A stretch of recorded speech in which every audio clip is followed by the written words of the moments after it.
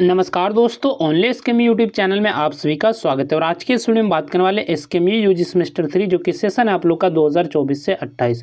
और आज के इस वीडियो में हम बात करने वाले जो कि आपका माइनर पेपर 1 भी और सब्जेक्ट आपका सोशियोलॉजी है, तो इसके हम लोग सेट 3 के बारे में बात करने वाले, जिसमें कि कुछ आपके क्वेश्चन आंसर है। और इसके पहले मैंने सेट 1 और सेट 2 का वीडियो बना दिया है। अगर आपने उस वीडियो को नहीं देखा है तो आप हमारे चैनल से जाकर देख सकते हैं, या फिर आपको इसी वीडियो के डिस्क्रिप्शन में जो है प्लेलिस्ट का लिंक मिलेगा, तो वहाँ से भी जाकर आप उस वीडियो को देख सकते हैं। और आपको ये पीडीएफ डाउनलोड करना है तो ये पीडीएफ आपको हमारे टेलीग्राम चैनल ओनली एसकेएमयू पे मिल जाएगा, तो वहाँ से आप इस पीडीएफ को डाउनलोड करके अच्छे से तैयार कर सकते हैं। या फिर आपको वीडियो के डिस्क्रिप्शन में भी पीडीएफ का लिंक मिलेगा, तो वहाँ से भी जाकर आप पीडीएफ को डाउनलोड कर सकते हैं। तो सबसे पहले हम लोग बात करेंगे very short answer type question के बारे में, जो कि आपका ए नंबर क्वेश्चन है। डिफाइन द स्टेट, यानी कि राज्य की परिभाषा दीजिए। तो राज्य क्या होता है, तो इसके बारे में आपको डेफिनेशन लिखना है, इसकी परिभाषा लिखना है। तो राज्य जो है वह राजनीतिक संगठन है जिसके जो 4 आवश्यक तत्व जनसंख्या, निश्चित भूभाग, सरकार तथा संप्रभुता होते हैं। तो राज्य क्या है, तो आपका राजनीतिक संगठन है जिसके जो है 4 आवश्यक तत्व होते हैं, 4 आवश्यक एलिमेंट होते हैं। पहला आपका है जनसंख्या, दूसरा निश्चित भूभाग, इसके बाद सरकार और संप्रभुता। तो ये आपके 4 आवश्यक तत्व होते हैं किसी भी राज्य के। और यह जो है कानून बनाकर समाज में शांति, व्यवस्था और सुरक्षा बनाए रखता है। तो राज्य जो है एक ऐसा संगठित राजनीतिक समूह है जहाँ लोग जो एक निश्चित क्षेत्र में रहते हैं, वहाँ सरकार होती है, कानून बनाए जाते हैं और लोगों को जो है सुरक्षा तथा जो व्यवस्था का ध्यान रखा जाता है। तो ये आपका राज्य होता है। इसके बाद नेक्स्ट आपका क्वेश्चन है व्हाट इज इन्फ्लुएंस। प्रभाव क्या है, तो प्रभाव जो वह क्षमता है जिसके द्वारा कोई व्यक्ति या समूह बिना बल या कानूनी अधिकार के दूसरों के विचारों, निर्णयों और व्यवहार को अपनी इच्छा के अनुसार बदल देता है। तो प्रभाव आपका क्या है कि जब कोई व्यक्ति बिना जबरदस्ती किए अपनी बात, विचार या व्यवहार से दूसरे व्यक्ति की सोच या फिर निर्णय बदल देता है, तो इसे हम लोग जो प्रभाव कहते हैं, इन्फ्लुएंस कहते हैं। तो प्रभाव क्या मतलब है कि बिना बल के, बिना जोर के दूसरों की सोच को बदल देना, तो ये आपका प्रभाव है। इसके बाद नेक्स्ट आपका क्वेश्चन है डिफाइन इलाइट्स। अभिजात वर्ग की परिभाषा दीजिए। तो अभिजात वर्ग क्या है, तो इसके बारे में आपको बताना है। तो अभिजात वर्ग जो है वह छोटा और प्रभावशाली समूह है जिसके पास समाज, राजनीति, अर्थव्यवस्था या प्रशासन में अधिक शक्ति, प्रतिष्ठा और निर्णय लेने की क्षमता होती है। तो अभिजात वर्ग क्या है, तो समाज का वह छोटा लेकिन जो शक्तिशाली समूह होता है और जिसके पास ना ही अधिक धन होता है, शिक्षा, प्रतिष्ठा और निर्णय लेने की शक्ति होती है। तो ये सब जिनके पास जो क्या है, अधिक धन होता है, धन और जो है शिक्षा होगा, प्रतिष्ठा होगी और जो निर्णय लेने की शक्ति होगी। तो यही जो आपका अभिजात वर्ग है। इसके बाद नेक्स्ट आपका क्वेश्चन है question number D. Define segmentary political system. खंडीय राजनीतिक व्यवस्था की परिभाषा दीजिए। तो खंडीय राजनीतिक व्यवस्था क्या है, तो इसके बारे में आपको बताना है। तो खंडीय राजनीतिक व्यवस्था वह व्यवस्था है जिसमें समाज अनेक छोटे छोटे स्वतंत्र या अर्ध स्वतंत्र समूह में विभाजित होता है तथा प्रत्येक समूह का जो अपना अलग राजनीतिक नेतृत्व और नियंत्रण होता है। तो खंडीय राजनीतिक व्यवस्था क्या है, तो जब जो है समाज जो है कई छोटे छोटे समूहों में बटा होता है, यानी कि कई जो अलग अलग ग्रुप में बटा होता है और हर समूह का जो है अपना अलग नेता, यानी कि हर छोटे छोटे समूह के लिए अपना अलग नेता तथा जो अपनी व्यवस्था होती है, अपना सिस्टम होता है, तो उसे जो हम लोग जो खंडीय राजनीतिक व्यवस्था कहते हैं। और खंडीय मतलब हो गया कि छोटे छोटे भाग में तोड़ देना और अलग नेतृत्व करना, ठीक है। तो ये जो आपका खंडीय राजनीतिक व्यवस्था है।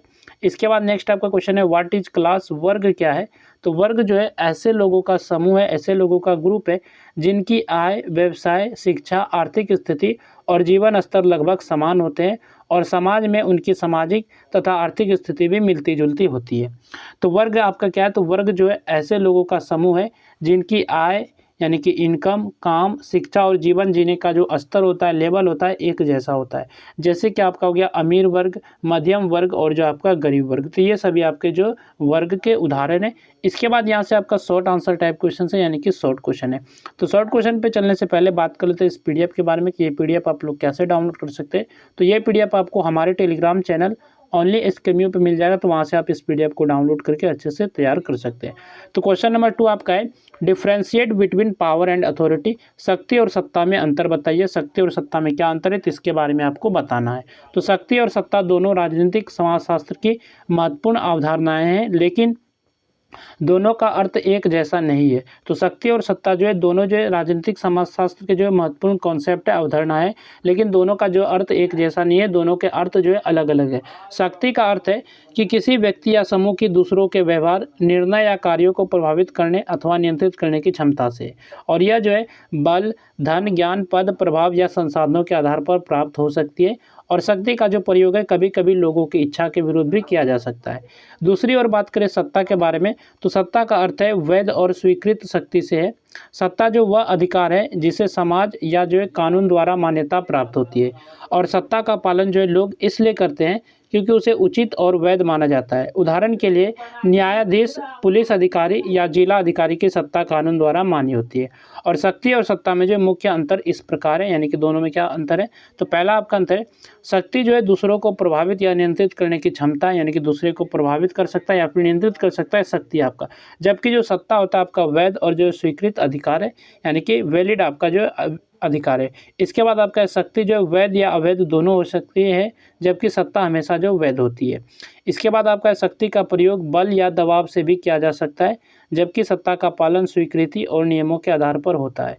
शक्ति जो है किसी भी व्यक्ति या समूह के पास हो सकती है, जबकि सत्ता सामान्यतः पद या अधिकार से जुड़ी होती है। इसके बाद आपका शक्ति का आधार जो है धन, ज्ञान, प्रभाव या बल हो सकता है, जबकि सत्ता का आधार कानून, परंपरा या वैधानिक अधिकार होता है। और प्रत्येक सत्ता में जो शक्ति होती है, लेकिन प्रत्येक शक्ति सत्ता नहीं होती। इसके बाद नेक्स्ट आपका क्वेश्चन है, explain the characteristics of the segmentary political system. खंडीय राजनीतिक व्यवस्था की विशेषताओं की व्याख्या कीजिए। तो खंड राजनीतिक व्यवस्था की विशेषताओं के बारे में आपको बताना है। तो खंडीय राजनीतिक व्यवस्था वह व्यवस्था है जिसमें समाज जो है अनेक छोटे छोटे समूहों या खंडों में विभाजित होता है। प्रत्येक समूह की अपनी अलग पहचान, नेतृत्व और सामाजिक राजनीतिक व्यवस्था होती है, और यह व्यवस्था जो है मुख्यतः जनजाति तथा पारंपरिक समाजों में देखने को मिलती है। और खंडीय राजनीतिक व्यवस्था की जो प्रमुख विशेषताएं निम्नलिखित है। पहला आपका है, समाज जो है कई छोटे छोटे समूह या खंडों में विभाजित होता है।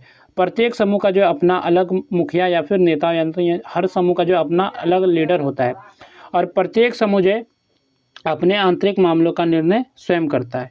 इसके बाद आपका जो सभी समूहों पर शासन करने वाली कोई मजबूत केंद्र सत्ता नहीं होती।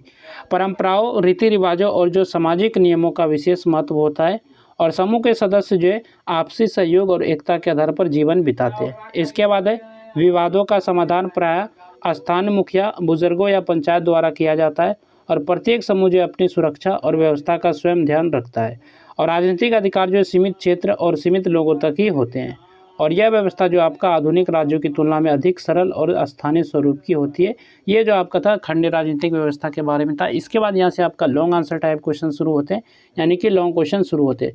तो क्वेश्चन नंबर 4 जो कि आपका लॉन्ग क्वेश्चन है, explain the nature and scope of politics. राजनीति की प्रकृति एवं क्षेत्र की व्याख्या कीजिए। तो राजनीति की क्या प्रकृति है एवं क्या क्षेत्र है, तो इसके बारे में आपको बताना है। इसके बाद नेक्स्ट आपका क्वेश्चन है, क्वेश्चन नंबर जो कि 5 है, explain the rights and obligations of citizens. तो नागरिकों के अधिकार एवं कर्तव्यों की व्याख्या कीजिए। तो नागरिकों के क्या क्या अधिकार है, क्या क्या राइट्स है, और इसके क्या क्या कर्तव्य, इसके बारे में आपको बताना है।